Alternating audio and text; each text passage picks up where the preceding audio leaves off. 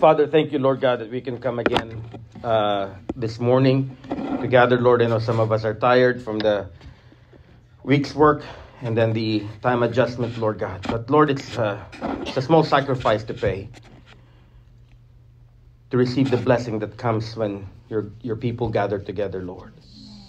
It's a small price to pay to receive the blessing of your word this morning, Lord. Maybe remember that, Lord. And I pray, Lord, as we dive deep into your word, that you help us, Lord, to understand. Speak to us, Lord. Speak to your church, Lord. May I deliver your word from your heart with compassion and love. In Jesus' name, amen. Amen. Praise the Lord. You may now be seated. We're now in the Church of Pergamum. This is the third church in our series of the 7 churches of Revelation. The Pergamum church is the church labeled as the compromising church. And so today we're going to talk about what is the cure for compromise, because compromise is something that everybody at one point or another will face because of the because of the pressures of life, the pressures of society around us. It's not a matter of if, but when we may be tempted to compromise. To the angel of the church in Pergamum write, "These are the words of the one who holds the sharp double-edged sword. I know where you live, where the throne of Satan sits. Yet you have held fast to my name and have not denied your faith in me, even in the day when my faithful witness Antipas was killed among you, where Satan dwells. But I have a few things against you, because some of you hold to the teaching of Balaam, who taught Balak to place a stumbling block before the Israelites so they would eat food sacrificed to idols and commit sexual immorality. In the same way, some of you also hold to the teaching of the Nicolaitans. Therefore repent. Otherwise I will come to you shortly and wage war against them with the sword of my mouth. He who has an ear, let him hear what the Spirit says to the churches. To the one who overcomes I will give the hidden manna. I will also give him a white stone inscribed with a new name, known only to the one who receives it." Father, thank you, Lord God, that we can come again this morning to gather, Lord. I know some of us are tired from the week's work and then the time adjustment, Lord God. But Lord, it's a small sacrifice to pay to receive the blessing that comes when your people gather together, Lord. It's a small price to pay to receive the blessing of your word this morning, Lord. Maybe remember that, Lord. And I pray, Lord, as we dive deep into your word, that you help us, Lord, to understand. Speak to us, Lord. Speak to your church, Lord. May I deliver your word from your heart with compassion and love. In Jesus' name, amen. We're now in the Church of Pergamum. This is the third church in our series of the 7 churches of Revelation. The Pergamum church is the church labeled as the compromising church. And so today we're going to talk about what is the cure for compromise, because compromise is something that everybody at one point or another will face because of the because of the pressures of life, the pressures of society around us. It's not a matter of if, but when we may be tempted to compromise. If you look at the history of Israel, they have compromised not just once, but a lot of times they compromise. And the compromise at some point leads to apostasy. If you're not careful, a little bit of compromise can destroy your faith. And that's why the Lord warned the apostles, a little bit of yeast will affect the whole lump of dough. So what's the cure for compromise? We're going to look at Revelation 2:12-17 this morning. Hallelujah. Just by way of an introduction, Pergamus is a rich city. And by the way, all these 7 churches that we're going to study throughout the series, all these churches are found in what is now known as the modern-day Turkey. And sad to say, not one of them exists. And I forgot to mention last week that the Church of Smyrna is only one of the two churches in the series of churches that have not been rebuked by the Lord. The Church of Smyrna and the Church of Philadelphia was never rebuked by God. The pattern usually is there's a rebuke, there's a commendation and a rebuke. But with the Church of Smyrna, and you will see in the Church of Philadelphia, there was no rebuke. The last church that we're going to study, that's the only church that has no commendation. It's all rebuke. Okay? But here we come to the Church of Pergamum, and sometimes you will read it as Pergamos. Okay? The Church of Pergamum, or Pergamos, was a city of pagan activities. There's a lot of paganism involved here, as is normal during that time of history. And if you look at the church age, what church age does this represent? The Church of Pergamum or Pergamos represents the age of compromise. And this is from the Edict of Milan in 313 AD to 600 AD. What is the Edict of Milan? Prior to that, the age of Smyrna. I'm not saying that, again, I just want to clarify, these churches existed at the same time. They were literal churches at the same time, but they also represent an age in the church history. Excuse me. And like I told you, it's like a clock. If you look at the map, it's like a clock going clockwise. The age of Smyrna is the persecution of the church from 100 to around late 200 AD. And then around 300, and the dates are not exact, these are arbitrary sometimes. But the Edict of Milan, what happened to the Edict of Milan, and basically this is when Constantine the Great rose to power. He saw a vision, by this sign you will conquer, and it's a vision of the cross. And so he took it as an omen. And when he conquered his enemies, he decided to look into this new religion of Christianity. So prior to the Edict of Milan, the Christians were persecuted. But then we have a person who rises in power, who becomes kind to the Christians.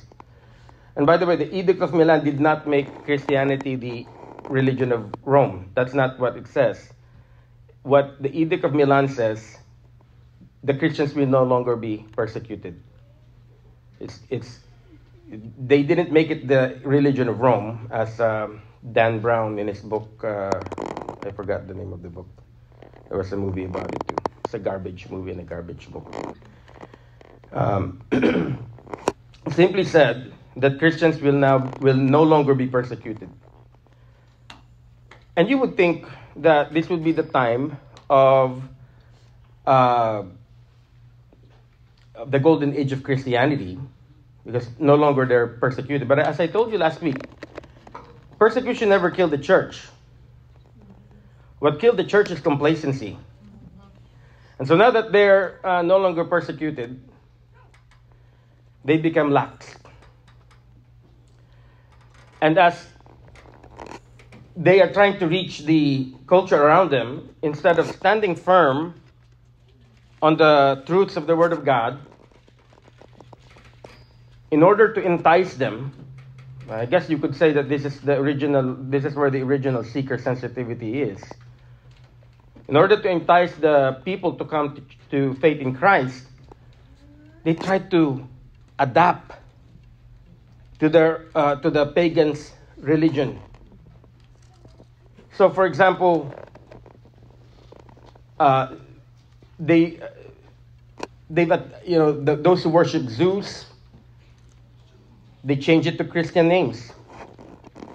Oh, it's not really, Zeus, Jesus and Zeus, it's okay. They're the same. No, they're not. Those who worship Venus, okay. Oh, we also have that. Meron din kaming ganyan. Mary, so they just changed the names, right? And so on and so forth. As many gods that they have, they just changed the names. And that's where the compromise came in. Because they're no longer preaching the Word of God. They're no longer preaching the death and resurrection of Christ. They're just trying to win people into religion. Okay. Now, we read, as Brighton was reading this passage, there's a mention of a person by the name of Antipas, who was persecuted and killed among them. We don't really know much about Antipas other than he was the bishop of Pergamos during that time, and when he was persecuted, he was burned inside a hollow statue of a bull by the Emperor Domitian. Can you imagine that? In other words, they cooked him there. And I'm not trying to be graphic. Why am I saying this? Because it's important to learn history. It's important to learn what our brothers and sisters in Christ suffered through. Because if we will forget, you know what happens when we forget things, right? At any rate, this person, Bishop Antipas, was burned inside the hollow. He was burned alive, by the way. I want to make sure that you understand. He was burned alive. Lord, may you give me the strength if that happens to me. May you give me the strength. We read the passage. Let's say this is a city where the throne of Satan is. This thing, what you're seeing, is the actual altar in Pergamum. The Germans excavated it and brought it to Germany. It was too big that they had to chop it in pieces. And for a while, it just sat there because it was too big. They didn't know what to do. And then they built this museum that will house it. So you can see the people there. You can see the scale of it. It's pretty big for the time. It's almost like a plaza, right? It actually sits in a elevated place in the middle of Pergamum, and that's where they and I believe that's where they burned Antipas, in that area. Okay. So we have this the city of Pergamum. They recovered the altar. They brought it in Germany. So it says this is where Satan dwells. In other words, this is a center of paganism. This is a center of demonic occultic activity. Can you imagine living in that city? If you're a Christian living in that city, right? The pressure is much. So what then is the cure? What then is the cure? If in case you find yourself being pressured to do something that is against the Word of God, what is the cure for compromise? We're going to look at three things, okay? Before that, I want to show you that, again, if you look back in Revelation 1, there is a description of the Lord. And the description of the Lord, one of them is used, each of those descriptors is used to address a church. When the Lord addressed the church in Pergamum, the description for himself that he took was, "These are the words of the one who holds the sharp, double-edged sword." And of course, we know that the double-edged sword, according to Hebrews, is the Word of God. And that Jesus himself is the living Word. And whoever has the last word, that's the person who has authority. So the Word of God, the Lord Jesus Christ, is the supreme authority. And that, in a nutshell, is really the center thought, the central theme to the church of Pergamum. If we are to survive compromise, we better stick to the Word of God. There's a reason why the Lord used that. These are the words of the one who holds the sharp, double-edged sword. So what is the cure for compromise? We're going to look at three things.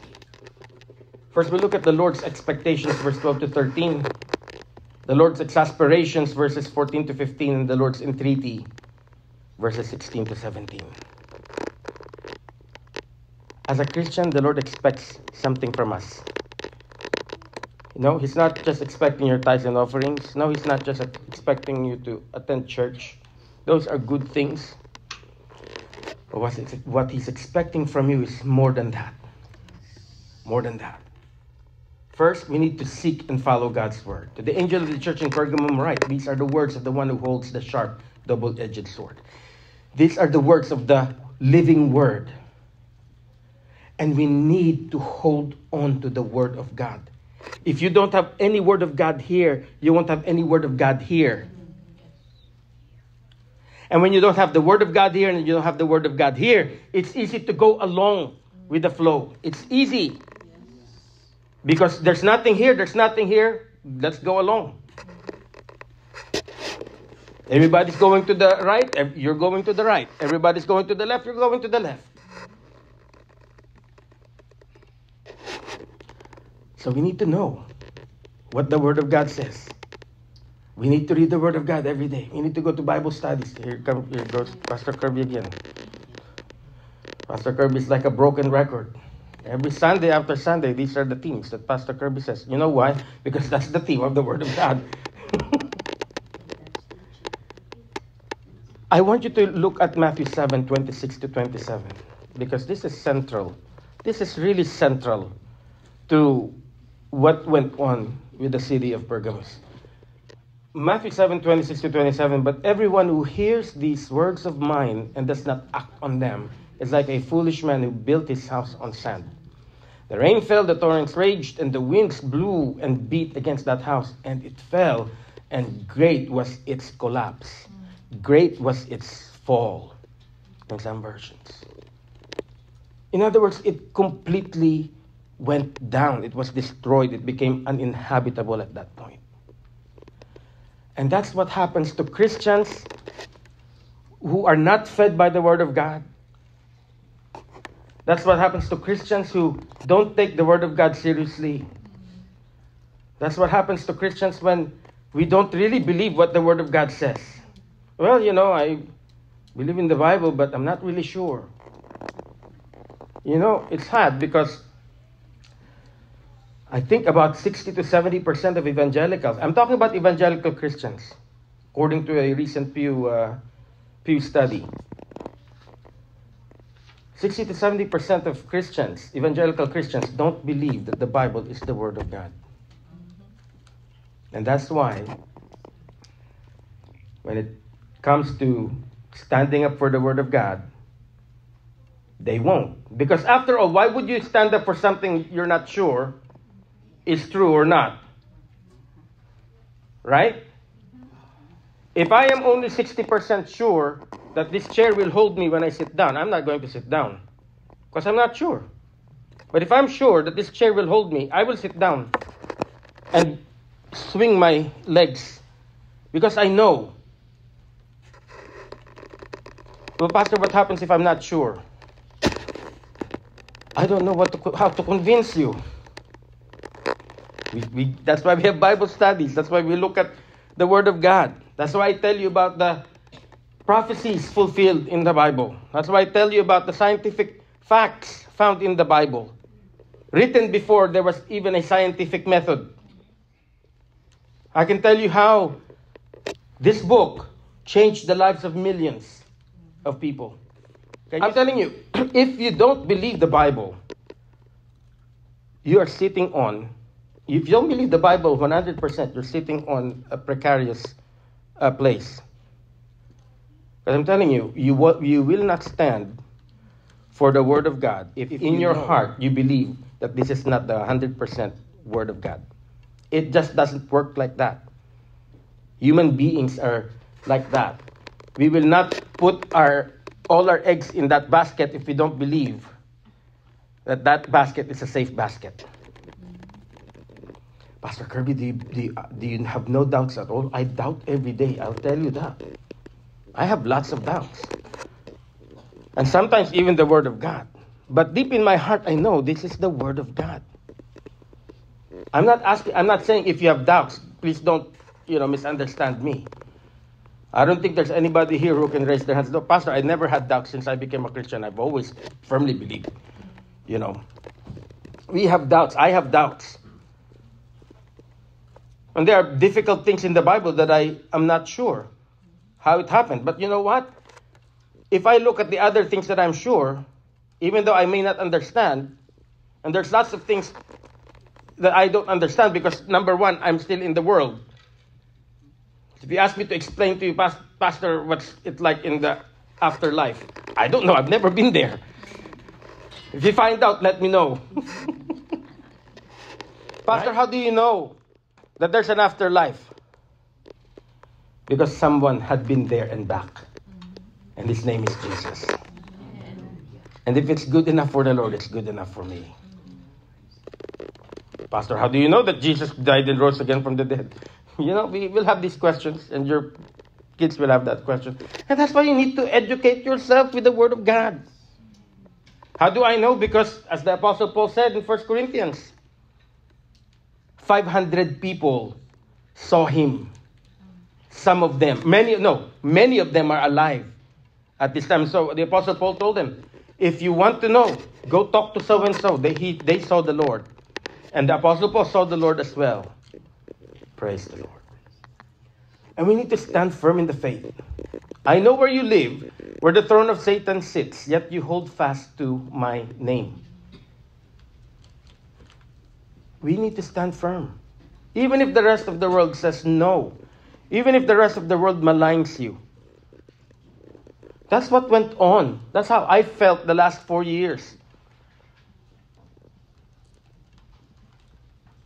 When people maligned us because we dare stand up for what is right. When we dare to stand up to say, no, I'm not going to put he or him under my name. There's no need for that. Everybody knows I'm a he. And we need to stand firm in the faith. In small ways. In small ways. If we're going to die, let's die fighting. Amen? Hallelujah. I don't want to take too much of my time. I'm already halfway and I'm still in point number 1.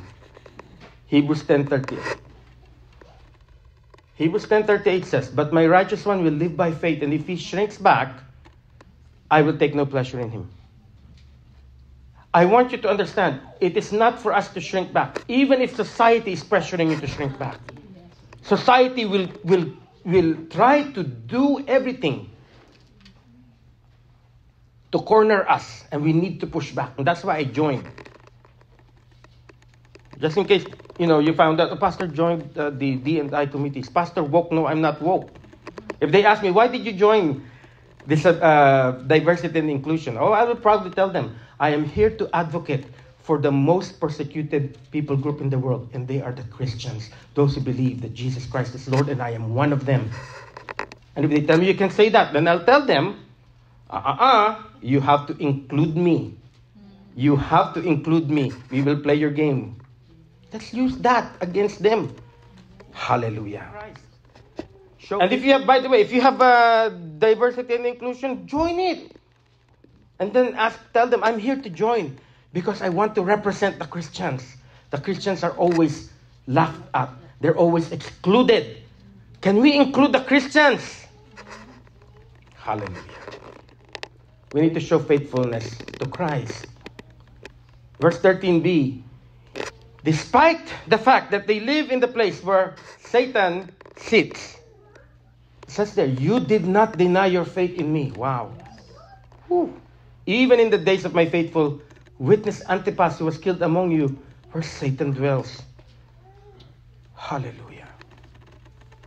That speaks a lot, though, for that church. Because if you imagine that their leader was burnt in alive, and yet they did not deny their faith. So that speaks a lot. But that's not what, the Lord is not reprimanding them for that. Actually, the Lord is commending them for that. And we need to show faithfulness to the Lord until the end, just like Antipas did. Matthew 10:33, and I mentioned this last week.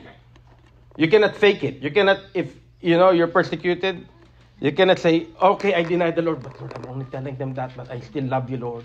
You can tell them that. Okay? Because it says there, whoever denies me before men, I will also deny him before my Father in heaven. Okay? So the Lord's expectations. God expects us to seek His word, to stand firm in the faith, and to be faithful until the very end. But then there are things that the Lord did not like with the church of Pergamum. And the Lord was exasperated by 3 things here. I'll show you. Verses 14 to 15. The Lord's exasperation. The things that He could not stand. First of all, compromise. I'm sorry, actually 2 points here. Compromise for acceptance, verse 14. And I forgot to underline. But I have a few things against you, because some of you hold to the teaching of Balaam, who taught Balak to place a stumbling block before the Israelites, so they would eat food sacrificed to idols and commit sexual immorality. If you don't know the reference, Balaam is a false prophet in Numbers. The story is this. Balak, the king of Moab, saw the Israelites camped. Okay? And he got scared. Oh no, we don't want the Israelites taking over our land. And actually, he didn't have any reason to be scared, because the Lord told the Israelites, you are not going to take Moab. I gave them that. Moab is one of the children of Lot, the nephew of Abraham. There are 3 places there in that area that the Lord said, you are not going to take this from them. The Moabites' land, the Ammonites' land. Moab and Ammon were brothers. And Esau's land, because the Lord gave that to Esau. You're not going to take any of this land. Okay? The king of Moab panicked and saw the multitudes of Israelites camped in the wilderness. So he hired this prophet, Balaam. Okay? And this prophet really hears God's word. And King Balak sent messengers to Balaam. He said, can you please come over? Our king wants to hire you to curse the children of Israel. And Balaam said, even if you pay me, I cannot speak anything other than what God gives me. And they kept urging him, promising him riches, promising him money. And Balaam keeps saying, well, I can't do it. But deep in his heart, he wants it. He made the statement, well, I can only give you what the Lord tells me to tell you. But deep in his heart, he wants the money. And at one point, as Balaam was following the people of the men of Balak, his donkey, the Lord appeared to the donkey and was about to strike the donkey. The donkey saw the Lord, and how do you know it's the Lord? It's the angel of the Lord, actually. Okay. The donkey swerved to the side of the wall, crushing the foot of Balaam. And Balaam was angry with the donkey and started hitting the donkey. Finally, the donkey, in a miracle, spoke and said, have I been unfaithful with you all this time? Why are you hitting me right now? I wouldn't have veered to the right if I didn't saw the angel of the Lord. You might say to me, see, how can you believe that, Pastor? A talking donkey?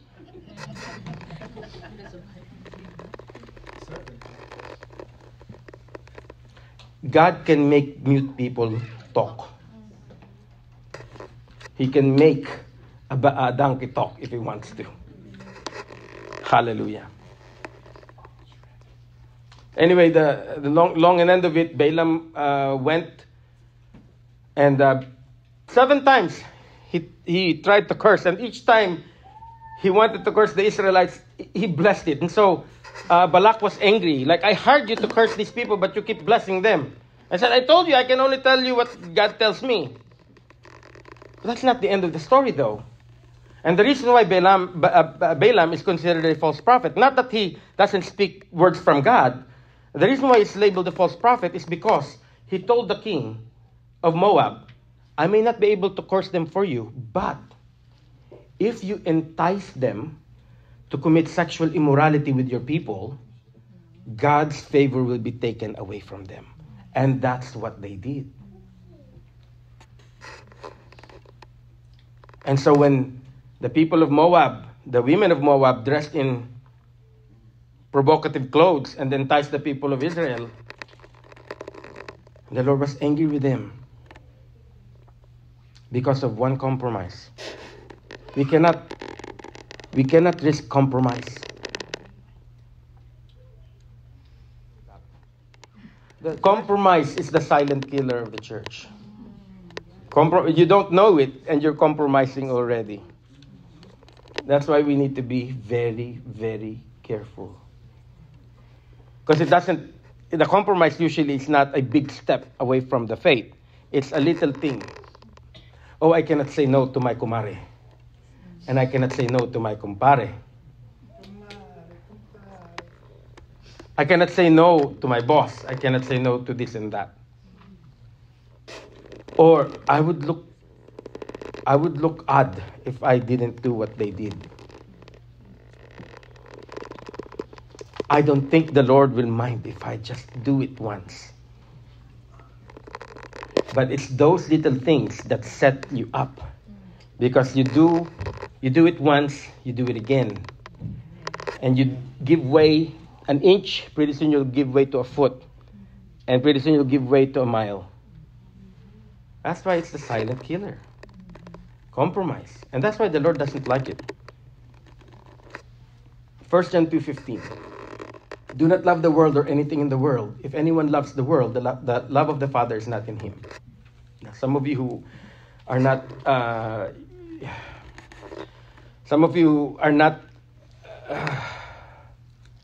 well versed in how to interpret scriptures might say to me, see, Pastor, I'm not supposed to love my wife or my children. No, that's not what the Lord is saying here. Okay?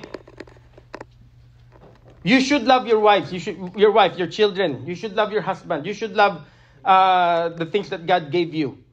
But you should love your neighbor. Okay? You should love your parents. You should love your enemies. What the Lord is saying is that do not love them more than you will love me. That's what it's saying. You can be nice to your kumare or your kumpare, but if they're asking you to do something that you know is contrary to the Word of God, you say, no, I'm sorry, I cannot. That's what it says. Because if we will love the things of the world more than if we love the blessings more,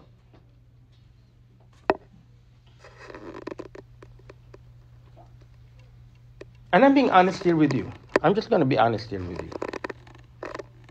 We're building a backyard. It's slowly taking shape, and I like it. I love it. I built a gazebo. Yesterday, I asked Brother Richmond and Louis to help me put the roof. And I'm enjoying it. And you know what came to my mind as I was enjoying? I remembered Nebuchadnezzar admiring the hanging gardens of Babylon. And I started to take pride in it. I said, Lord, I don't want to be like Nebuchadnezzar. I really wanted a garden. I want a nice garden where I can meditate and I can sit down. But sometimes, if you're not careful, those little things that God gives us can be an enticement. And we start loving them. Ooh, see? Social ka na, ha? May garden ka na, ha? See? The work of your hands, huh? Forgetting that everything comes from God. This morning, I said, Lord, please take this away from me, Lord. I don't want to admire the garden so much. I'd rather stay in the closet where I pray. I can pray in the closet. One of the news articles I read this morning is the caldera. I don't know if you know the Yellowstone, not the series of... I don't even watch that, but it's popular now, Yellowstone. Yellowstone in Wyoming, right? It's having some eruptions.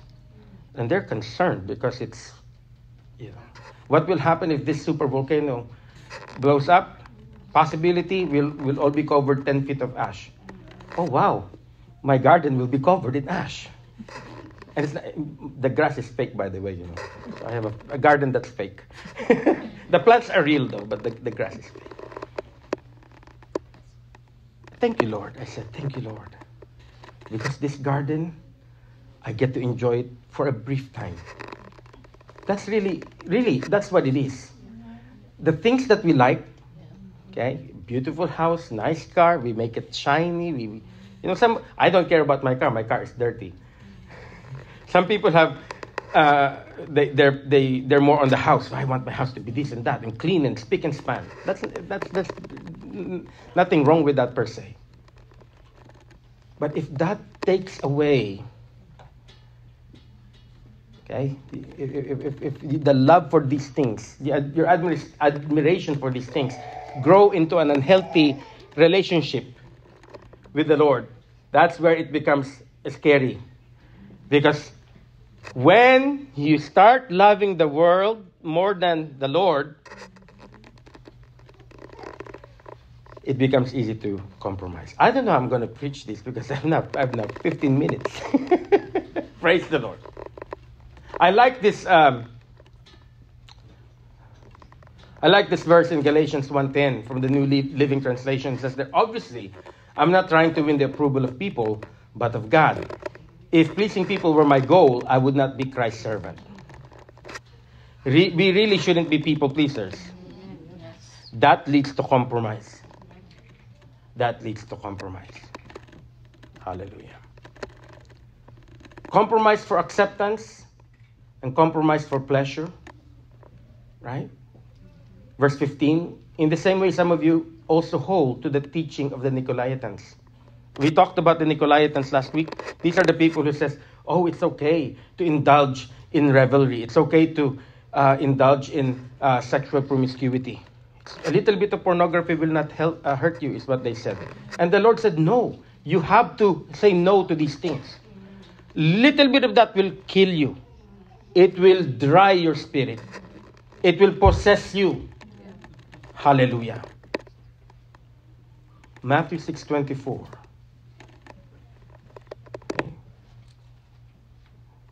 Because part of pleasure is money. Right? When we seek money more than we seek the Lord, oh, Lord, forgive us. When we seek money more than we seek the Lord, heaven help us. No one can serve two masters. Either he will hate the one and love the other, or he will be devoted to the one and despise the other. You cannot serve both God and money. Now, in some versions, it says you cannot serve both God and mammon. I didn't pick that verse because I don't want Sister Vine to misunderstand. And she will not make mammon anymore. But the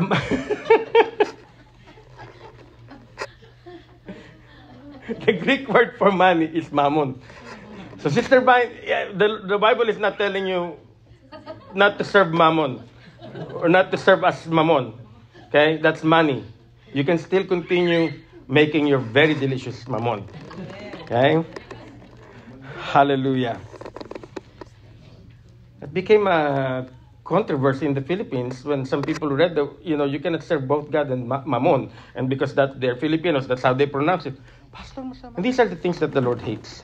When we compromise because we want to be accepted and we compromise because we want to enjoy ourselves, don't do that. So what is the Lord's entreaty for the church in Pergamum? Verse 16 says, I will therefore repent, otherwise I will come to you shortly and wage war against them with the sword of my mouth. If we will reject the word of God and compromise it, that same word that we reject will be the one used against us. That's what it says in John 12:48. There is a judge for the one who rejects me and does not receive my words. The words that I have spoken will judge him on the last day. The very word of God that you don't want to hold on to, the very word of God that you want to compromise, will be the same word that will condemn you on the last day. Again, do you see the correlation? Why the Lord used the descriptor of this is the one, or these words are these are the words of the one who holds the sharp double-edged sword. The only cure for compromise is the Word of God. And we have to take it, receive it.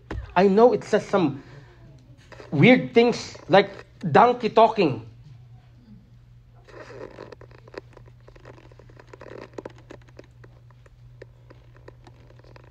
Nevertheless, it is true. Hallelujah. And we have to repent and be contented in the true bread, which is Jesus Christ. It says there, he who has an ear, let him hear what the Spirit says to the church. In other words, this is the part where it says you need to pay close attention. To the one who overcomes, I will give the hidden manna. Again, this is symbolic of the Word of God. Manna was the bread. I think I told you this last week. Manna is the bread that the Lord fed the people of Israel. For 40 years, they were sustained by manna. Every morning, they pick it up from the ground. Okay? Until they crossed the promised land, manna rained on them. But on the day that they crossed the promised land, manna stopped. And the Lord said in John 6:35, I am the true bread from heaven. I am the manna. What is the Lord saying here? Remember that verse in Deuteronomy, the one that the Lord used against Satan. When Satan was tempting him to use his powers for himself. If you're hungry, if you're the Son of God, turn that stone, make it bread. And the Lord said to him, it is written, man shall not live by bread alone, but by every word that proceeds from the mouth of God. If we will not content ourselves with what the Word of God is telling us, if we will not content ourselves with the provisions of God's Word, if we will not stand on the promises that He will provide for you, no matter what situation you're in, and you compromise and say, but Lord, that's $150 today. If I work today and skip church, that's $150, Lord. If you will not stand and say, God can provide you the $150 that you need, that is compromise. And when you're compromising your faith that way, because of money, over the Word of God, the true bread, over Jesus Christ, the bread of life, we are in precarious situation. John 6:35, Jesus said, I am the bread of life. Whoever comes to me will never hunger, and whoever believes in me will never thirst.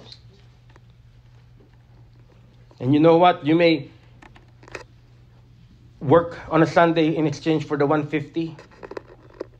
I can guarantee you will incur an expense greater than what you've earned. I can tell you that with all honesty. Because that's how it works. That's why the Lord warned them in the Old Testament, in Haggai. You keep working, but only to put it in empty holes in your pocket. Why? Because you do not trust in me. You do not want your seeking your own wellness, and you leave my house desolate. Whatever you bring in as income, put it in your money, it goes out. Because you're not seeking the Lord first.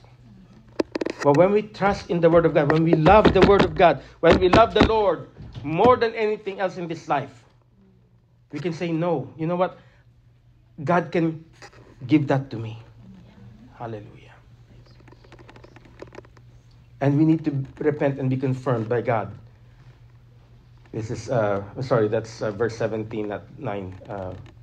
Verse 17b. I will also give him a white stone inscribed with a new name, known only to the one who receives it.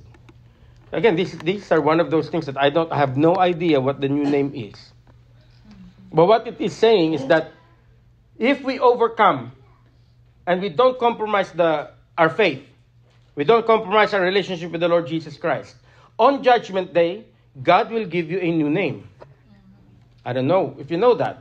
Not only will God give you a new body at the rapture, But at the judgment day, He will give you a new name. So if you don't like your name, good news. You get a new name. I don't know if my Mama Dory likes her name. Her name is Theodora. Or in Tagalog, Chodora. I don't know if you like your name or not. God will give you a new name. Pastor, what is the new name? I don't know. I'm not the one giving it. If I know. Hallelujah.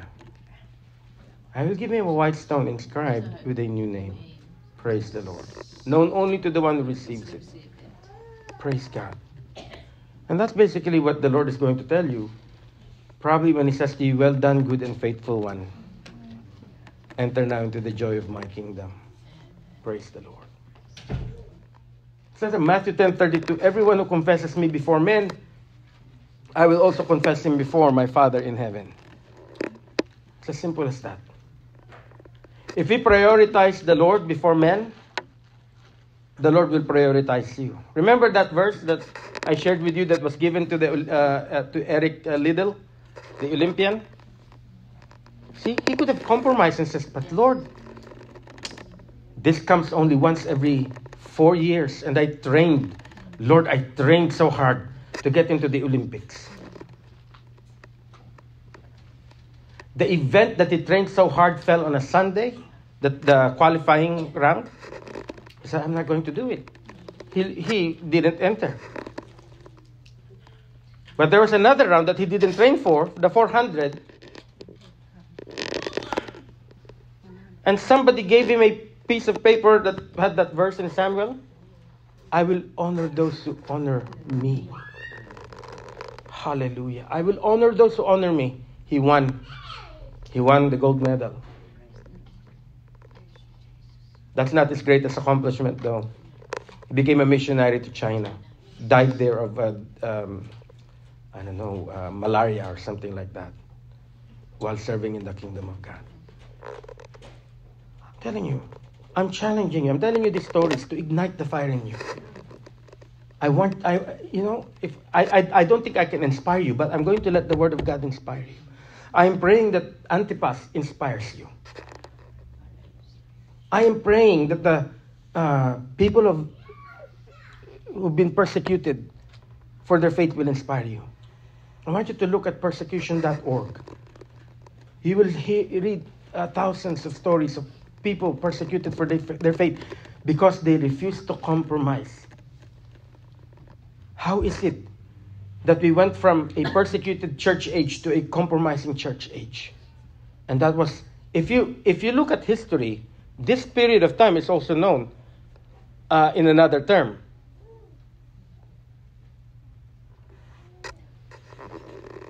Somebody said it, that it's called the Dark Ages. Wow. The Dark Ages coincided with the age of Pergamum, when the church lost its light. Hallelujah. May it never come to us. May it never come to this church. No matter where we go, no matter where we end up in, let's not compromise the Word of God.